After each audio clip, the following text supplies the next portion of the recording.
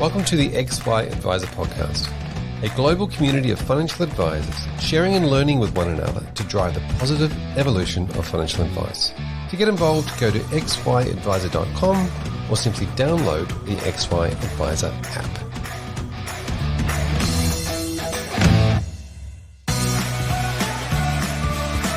This episode is proudly sponsored by Integrity, your partner for life.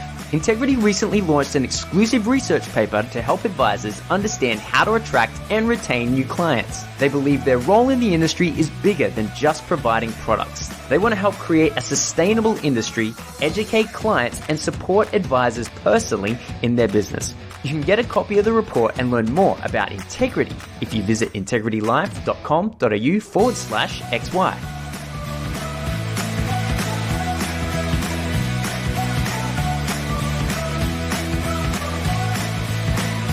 Welcome back to the XY Advisor Podcast. I'm Fraser Jack, and today I'm joined by Lexi Smith. Welcome, Lexi.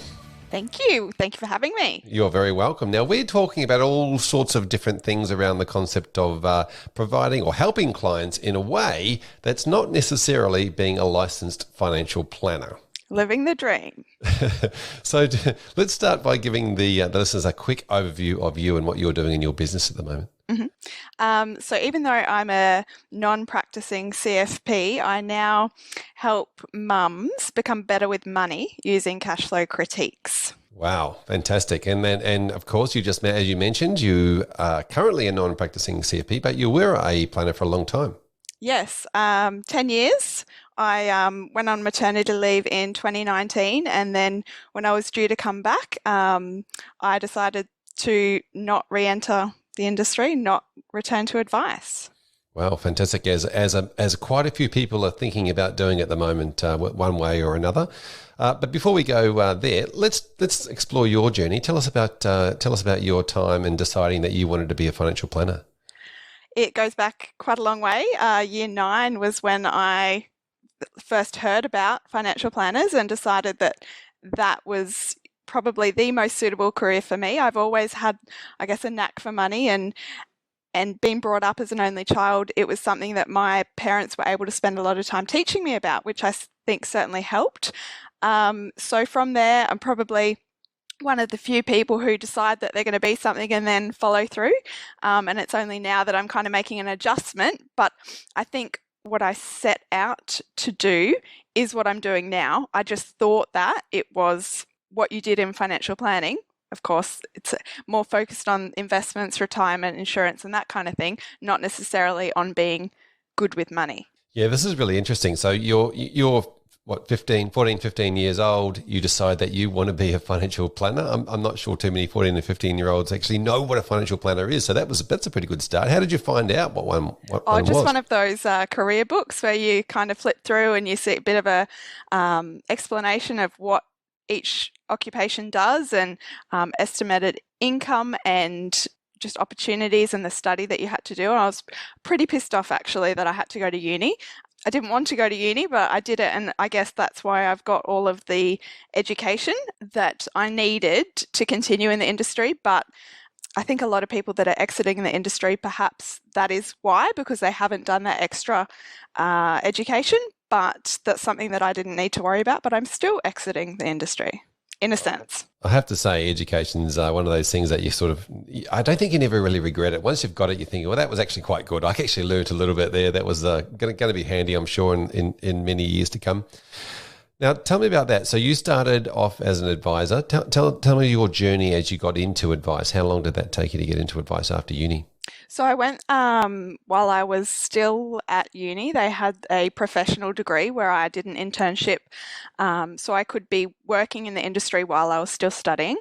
So I started as a client service officer, and I've moved through the ranks. I've done paraplanning, I've done associate advising, and also just normal financial advisor. And that's kind of where I finished up in 2019. Wow. And so 2019, you're a financial advisor, you go on maternity leave. What sort of clients were you looking after?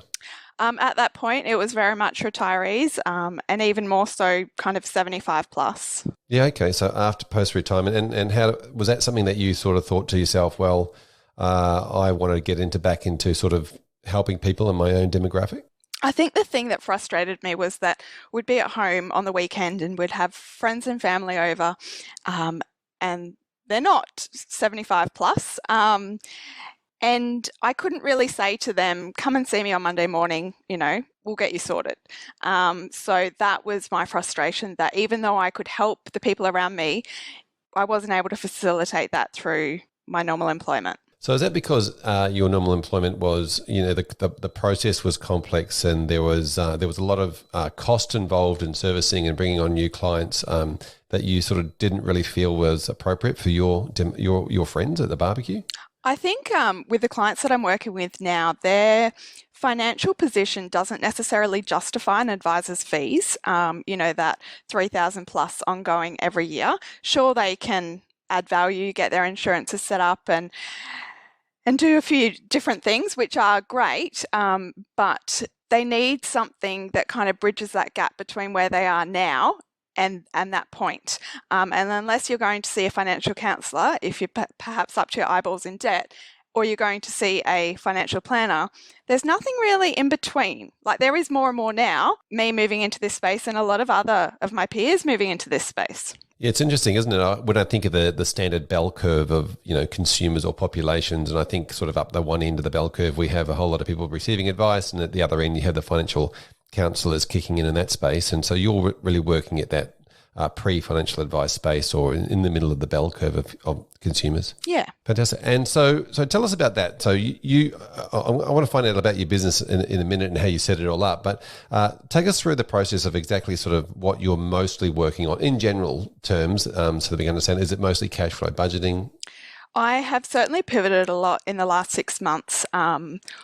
I think that sometimes we start to do things that we think we should be doing and not necessarily what we want to be doing. And I'm just lucky in the sense that what I wanted to be doing is actually what I'm finding that the demand and what people are looking for is, and that's around what I call a cash flow critique. So it is really looking at spending habits and things like that. So I'm quite anti-budget, I would say. I think budgets are a bit like diets, and who wants to be on a diet for the rest of their life? So I think that becoming mindful and intentional with spending can go a long way. So it's more forming habits than it is just, obviously putting forward-looking budgets and then just mindful spending and making sure that you've got your what you're spending your money on is what you're actually meant to. Yeah, changing the way that you think about money, being very intentional and making sure it's not about not doing things. It's not about any kind of restriction, but focusing on spending in areas that make you happy, and that's going to be different for everyone. Fantastic. So, so we'll go into that in a second. But before we do, I just want to go through the process of you deciding then to get back into the workforce and starting your own business, because that's always a big thing for people, that consideration of going, right, now I've got to go and find some clients. Where are they going to come from? How am I going to set up my website and all these other things? Tell us about your process of setting up your own business. A few different questions in there. It made me think of a few conversations that I had with friends that kind of were my inspiration to do what I'm doing. They were, I guess, they look at my position at the moment, and that my husband came home from work one day and said, I don't want to do this anymore. I'm going to go to uni. And so for a lot of people, that would take time to make adjustments to be able to facilitate that. But for us, it was kind of okay, well, just go and quit and enroll in uni. And now he's doing his Masters of Dentistry. So I want to inspire other people to be so good with money that you can do things like that. Yeah, and that's not necessarily saying that people have to have a good job and come from a big base or have a high net worth or whatever it might be. It's just about managing what they do have really well. And about understanding things like investments. I think it's something, you're not necessarily learning it at school.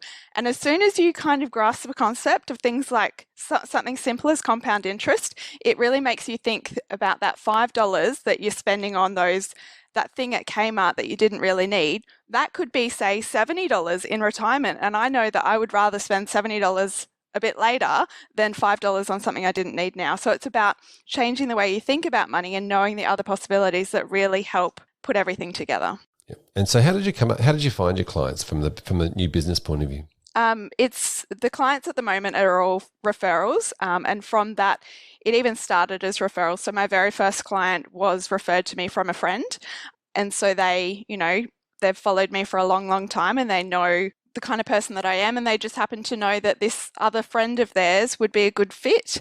And so that's where it all started. Fantastic. And just on that referrals conversation, do you have like working relationship referrals with other professionals or people that might refer people to you? I am still building my network. There's one particular advisor in Brisbane that most of my referrals come from, and she really directs people to me that it's not that she can't help them, but as I touched on earlier, perhaps her fees don't justify, their financial position don't justify the fees. So once she refers someone to me, I will work with them. And then potentially there will be a time in the future where I refer those same clients back to her. So it's not to say that they won't ever require advice in the future, but they're not just there yet. Fantastic. Okay, so this is a revolving door conversation where you say, I'll help build these people into a position where they now need and can justify the cost of financial planning. Yeah, I did have one client early on who, when we looked at their expenditure for the year 2020, remembering that we weren't able to do an awful lot, they spent $210,000, a couple in their 30s with a young child, and so we all know that $210,000 a year, that's a decent spend. And if we can perhaps bring her back down to, say, $150,000 a year spend, imagine the possibilities, the magic that an advisor could work with that extra $60,000 a year. So this is an interesting conversation for somebody that is in that the client, right? Because you're all of a sudden now you have to have a conversation with them about their spending, and it could be a conversation that they might not be looking forward to, the critique side of this conversation where they're going, okay, well, what makes you think that we can spend less? And, or they could come across in a way where they're actually going, this is going to be quite difficult or hard or something that they don't want to do. Mm-hmm. It can be such a confronting exercise, but I think that seeing the impact and the results that come of that make it so worth it. When you are able to show someone that they can spend less but be happier, that's pretty powerful. Fantastic. And so how do you do that? Is that something you use, a little bit of benchmarking around the concept of somebody else in your position is doing this? And what sort of methods are you using? So I know that there's a lot of personal financial management tools out there that do a similar thing in that they look at expenses and they categorize expenses and that kind of thing. But I'm able to, apply a human set of eyes to that and also have the background of being an advisor to be able to pick up different things that those tools don't necessarily notice, and then be able to refer onto an advisor. So yes, there's tools out there that do similar things, but I actually don't know anyone else out there. And if you are out there and you are doing what you think is similar to what I'm doing, please reach out, because I love collaborating. And I think that's something else, Fraser, that I wanted to really talk about today was I feel like this side of the industry is so pro collaboration, it's so refreshing. Rather than seeing each other as competition, there's a lot of us coming together and working on different programs and things together.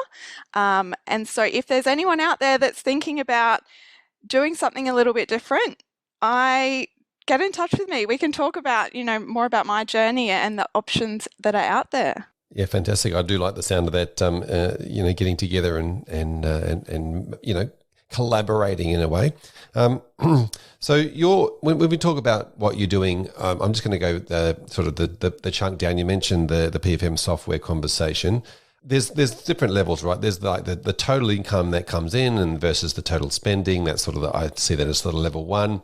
And then you can look at categories and categorizing what's discretionary and non-discretionary, et cetera, or savings. And then you can go right down into the, how much money did you spend on Netflix or whatever it might be. So what levels are you going to and how are you working with those with your clients? Have you got different offerings or is it the same for? It really depends how deep as to what I identify along the way. So I pull out a heap of insights and give them suggestions and strategies for improvement. And so with the analysis that I do comes a report. So they can also look back in, say, 12 months if they want to repeat the process. I am moving more away from the ongoing support and being, I guess you could say, more transactional. work with me for a good time, not a long time in a sense. So yeah, the insights are always different. You can tell so much about a person, as I'm sure you can appreciate, by looking at their spending. Yeah, I think well, most of the time it's all around the idea of understanding where they're up to now, right? That's the very first part of the jigsaw puzzle. That whole reality check of, oh, okay, so that's exactly where I'm spending. So you're obviously going back and getting sort of a 3 month worth of, or whatever it might be, worth of data to work from? So that's something, an issue that I had with a lot of the tools that are out there, that they do only go back 3 months. I think there's a lot of expenses, especially if you're paying for certain bills annually, or you've got Christmas not in that 3 months, or in that 3 months, it can make a big difference. So I think that some of the advisors that I've been talking to have had that frustration as well, that they have to wait 9 months to get that full 12-month set of data. So I do a lot of this manually, and there's obviously pros and cons to that. But yeah, there's lots of different tech and things out there that I'm working through to try and make my process more efficient to deliver more value, of course, like everyone. Yeah, fair enough. So a lot of mindset conversations then after that around how the clients are thinking about stuff and why they're making those decisions. Do you go quite deep into things like their values and those sorts of things? It is so much about mindset. I wouldn't say I go deep into values and things like that, but it's not until you're having the discussions that you can identify what particular strategies that they can try. I think I've mentioned to you in the past, I have a friend who I know she was a very big impulse spender. And I gave her a little tool just, at a barbecue, whereby I knew that she bought a lot of clothes for her sons, to the point where you would open up their cupboard doors at their house and you'd kind of be bombarded with everything that would fall out. And so for her, it is a habit to go to the shops and just see a new pair of shorts and grab them. And so I said to her, that $12 pair of shorts, he's already got 17 pairs. How about you reward yourself for having caught that you're about to make that unnecessary purchase, and transfer that $12, it doesn't seem like a lot, but it certainly adds up, into an account labeled holiday with the boys. So that's certainly something that she, she's not feeling that restriction, and she's still getting rewarded and changing the way she's thinking about money. Yeah, so this is not necessarily just putting somebody in a better financial position, right? This is not just saying, we'll take that $12 and put it into an investment or an ETF or whatever it might be. It's about taking that money and then saying, well, we need to change the habit of something. So to change the habit of something, we're not going to make it. We're not going to push it so far out into the future. We're going to. I think that calls to one of her values and the way of being a good mum. Oh, 100%. Now that you put it like that. Yeah. So it is interesting the way that people have habits and have formed habits. Sort of, how far back do you go with people? Obviously, there's the spending, but do you sort of get into the idea of why people think certain ways about money? I touch on it, not as much as some other people I know that are in this space. I'm very much a numbers person, if you didn't already gather that. So we kind of we go with the flow of the conversation. So some people aren't really interested in that side of things, and they'd rather those quick small wins, and then maybe we can go a bit deeper when we redo it next year. So it's about taking baby steps as well, and not just kind of completely changing the way they manage their money overnight, and then that not being sustainable for the long term. Yeah, fair enough. And tell me about the technology you're using in your business. You mentioned we talked about the PFM technology, but obviously you're not producing statements of advice, so that's not a part of it. But are you doing all your meeting online and utilizing technology with your clients for uploading stuff? So I'm what they would call location independent, which is lovely. And so everything happens via Zoom. I have not had a problem with that at all, especially thanks to everyone working from home a lot more now as well.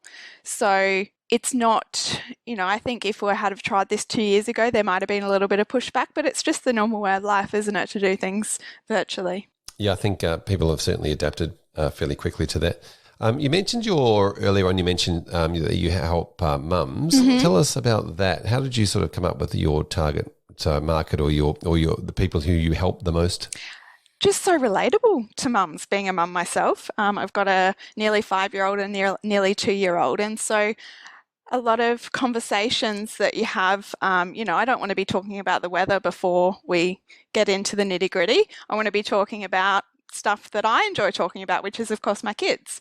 And I know a lot of other mums are the same. So they also seem to fall into that category that, they're not at retirement yet, but they've got a good income potentially, and they didn't learn this stuff at school.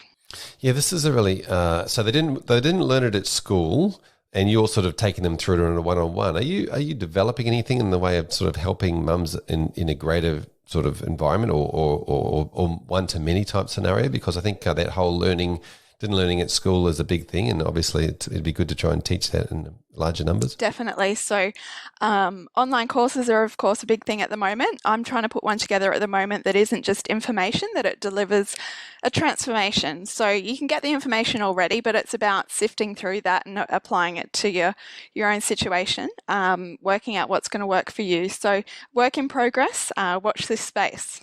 Fair enough. So tell me about are you using any social media or platforms like that as well to create in that sort of environment around community? I am. I do have a Facebook group. I'm actually considering closing it down. And I think the beauty of, working for yourself and kind of paving your own path is that you can make changes along the way. If something doesn't feel right, if something's not working, if it's not how you envisage, you just make a change. And I think the one thing that really sticks out to me a lot is the fact that I now see myself, as strange as it sounds, as a scientist. So I'm just doing experiments. If something doesn't work, it's no reflection on me. It was just the experiment, didn't go right, and now we do it again. And as soon as I had that mindset, things started to happen a lot faster. That snowball started to roll. Yeah, amazing. So you're absolutely right. You're sort of a small business, very nimble and agile in a way. Tell us about that Facebook group. Why are you thinking of shutting it down? Is it just not working for you, or is it something that we should all be thinking about not doing? No, I don't think that others should be thinking about not doing it. It's just I don't have the passion for it, I think, that I thought that I did.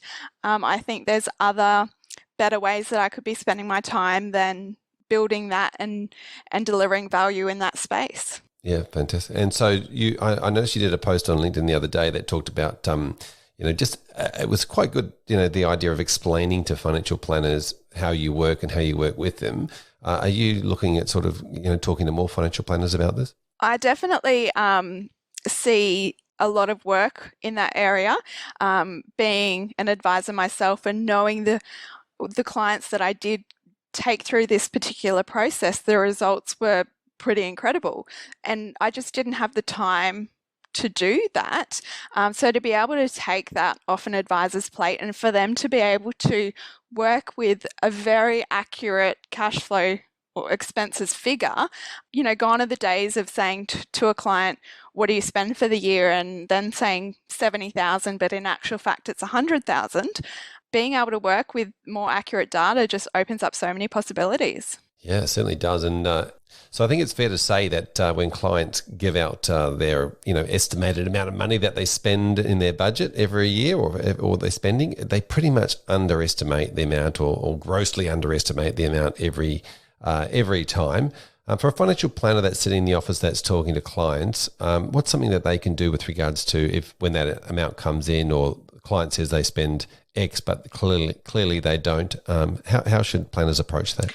I think the fastest way, and I'd say the way that most people are doing it at the moment, is just looking at what income's coming in and how much their bank balances have changed over the last, say, 12 months. So to get that balance from 12 months ago can be a very fast and relatively accurate way of determining expenses. Yep. Now advisors aren't doing a lot of this in their practice because some of them are finding it very hard to set it up financially and say, we have a practice, we provide advice and we want to offer cash flow, but we just can't quite work out how to get the modeling correct when it comes to how do we price it with our clients.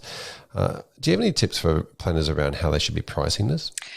I think there's not really enough hours in the day for an advisor to do it, which is why I think that I am putting myself out there to say, if you want, a bit of a side offering, then we can talk about that. The pricing that I've been using at the moment, it is different for every client. I always quote before I do any work, and that does involve the client providing me a lot of information to start. But it means that I can more accurately price that. So, of course, I've had clients that might have had 4,500 transactions over 12 months, include business accounts and things like that, and then others that are under 1,000 for the year. So, the pricing at this point is between $250 and $900 for a cash flow critique, which includes that report back. And I do expect that that will increase over time as, testimonials and things that I start to develop. But that's where it's sitting at the moment. And people are so happy to pay that amount that I've got people paying, in advance before they're like, shut up and take my money. Wow, that's amazing. So, yeah, okay. So to me, this is a little bit around the idea of them getting some certainty, them getting some security around the conversation around, okay, this is where I'm up to. I've got somebody helping me. I've got somebody helping my back, have my back. It's probably more around that in the initial stages than it is around I've spent this much money to get Lexi in and I've saved X amount of dollars, like comparing the $2 amounts. Yeah. I certainly aim for my service to pay for itself and not necessarily by an increased savings amount. So I'd rather see someone, if they, their financial position warrants, that they spend the same amount, but they're then spending it on things that make them happier rather than just out of convenience or out of habit. Yeah. Okay. Fantastic. And so your process, then you mentioned for that, obviously you want to, have a quick chat to them first. Is that how it works? And then you sort of let them know what the price is going to be, and then start working with them. So I usually spend about 10 minutes on the phone, just going through a few different things, and then, provided that they're happy to proceed on that basis, I get them to email me through some documents, and then I come back to them with a quote. And I've only actually had one person so far not engage after that initial conversation. So given that they're primarily referrals from other people, referrals are always more fruitful, but I'm pretty stoked with that kind of conversion rate. So a lot of planners out there describe what you're doing as coaching or being a financial coach, and I know you don't like that word. Tell us about that. I did use it initially because I felt like it was a word that I should use, but especially now that I'm moving away from the ongoing support, I don't necessarily think that what I am doing would be considered financial coaching. But then there's a lot of other people out there that are doing more of the ongoing work as well. What do your clients think it is? What in their mind, is it coaching, or what do you think it is for them? That's a good question. I think that I actually cringe sometimes when I'm talking to someone and they use the word advice, and I'm like, oh, I don't give financial advice, and that's why you have to use the word coaching, I think, and that it's not necessarily, it's just the fact that you can't use the word advice. You have to use something else. So it's coaching, consulting, critiquing, that kind of thing. Yeah, fantastic. And this probably comes back to the full circle of you as a 14, 15-year-old in year 9, having your own assumptions around what advice means, and the word advice, maybe as consumers, the word advice means something different to the way that planners or the way that advisors use the word. Perhaps, yes. Fantastic. And so tell us about the longevity of your business, like as in the long term. Where do you see it going? Are you bringing on more people to work with clients? So you obviously, you mentioned you're doing some courses. I would like to grow a lot. I do like the thought of having employees. That might change in the future, we'll see, but I'm just kind of taking every day as it comes and making sure that I'm enjoying the process. And as soon as I'm not enjoying something, I just pivot and change it, because I think that sometimes, and I've heard this mentioned on other episodes of XY, that sometimes it's more the process than the result. Yep, fair enough. And so tell us about, if somebody wants to reach out to you and chat to you about that, maybe introducing their clients along, what's the best way to find you? My website, built it myself, so open to lots of feedback around that. But it's moneyvine.com.au. You can get in touch on there. Otherwise, LinkedIn is a great place to start, Lexi Smith. But it's easy to remember MoneyVine because money doesn't grow on trees. Lovely. And it is actually a very good website. I'm quite impressed that you built it yourself. It was a long process, but I was enjoying it. So as I say, that's the main thing. It just goes to show that you love putting a process in place and finalising it. That's Lexi, right. thanks so much for coming and hanging out with us today. Really appreciate it. Thank you. And we'll catch you soon. Bye. Well, there you have it, another episode of the XY Advisor podcast. I'm Fraser Jack, and I'm joined by Emily Blanche. Hey, Emily. Hey, Fraser. It's our favourite time of the week. It certainly is. It's time to do some really cool shout-outs. And who have we got today? Shout out today goes to XY Advisor Paul Birch. He was numero uno, the first in to grab his ticket for XY on tour. Super exciting. We launched the details and made the event page available yesterday. So we're going around Australia in July, 6 events over 3 weeks, covering the 6 elements that make up the client acquisition process. Super pumped for this. We're doing in-person live events and live streaming the content for those that can't make an in-person event. And special mention to Declan Thomas, who came in a close second for his ticket, but was just pipped at the post by Paul. So well done to both.